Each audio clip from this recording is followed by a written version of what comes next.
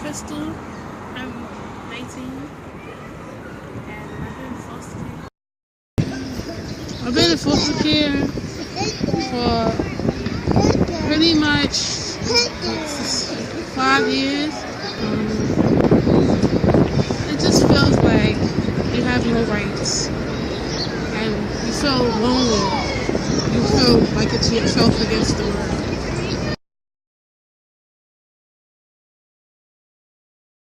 It was like I needed to get help. I wanted to get help for myself. So I wanted to reach out for help. And the only place that I could go was into a foster home to get the help that I needed. Because I was underage.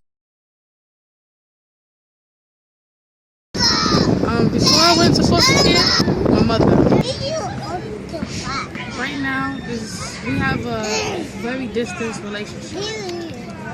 She's all the way in Michigan and I'm in New York, so we're not too close. Pretty much, she abandoned me.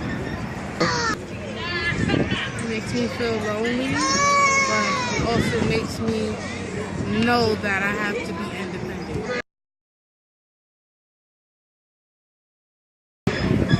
I'm ready to look for housing, and also I'm getting my GED, and hopefully I get into college that I want to get into. I will study fashion management, my first option, and then my second option will be criminal justice. Honestly, I don't think that the agency really believes in me because they never ever mention anything about college. I'm worried about my education, my GED, but I don't think they believe that I'm going to be able to complete my GED, to get my GED. I believe in myself, so that's what's important to me. So once I get my GED, I'll show them, and then they'll have to move forward to help me get into college.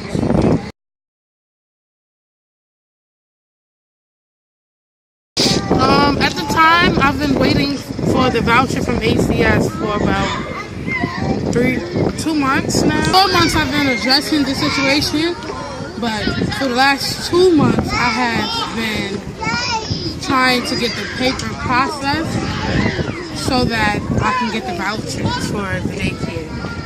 But they keep giving me the runaround, telling me that it's different paperwork that they're missing, and it's starting to become overwhelming to me. They should have a backup plan, I think, being that my foster mother's on vacation and the paper that they're missing, she has it. I think there's somebody else they can go to.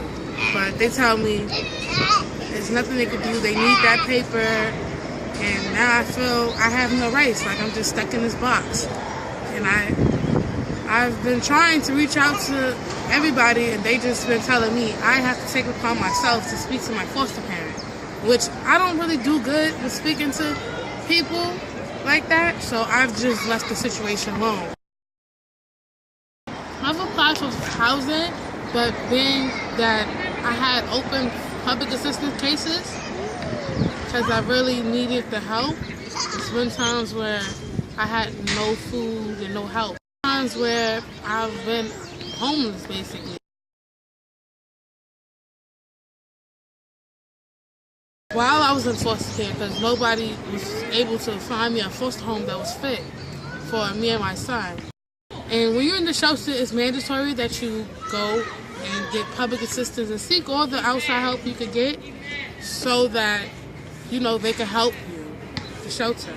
So I had to get public assistance. So you and your 2-year-old son had to go to the shelter and get public assistance while you're in foster care, and the system is being paid. They're getting funding for you.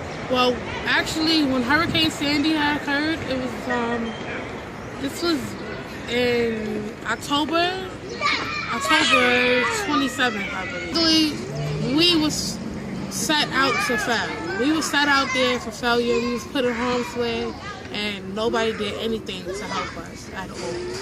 Like, it was us against the world. So I had to take it upon myself as a mother to not depend on foster care, nobody else at this point, and I had to go to the shelter. I went to PATH.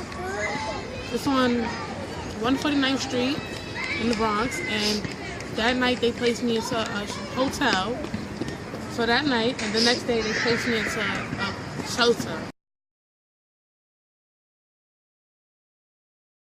Just act like they had no remorse for their actions at all. After I even told them about how I felt, they made me feel like I was out here by myself. Like I was not a victim. I felt powerless. I felt like a lonely person trying to make a living for myself and for another one.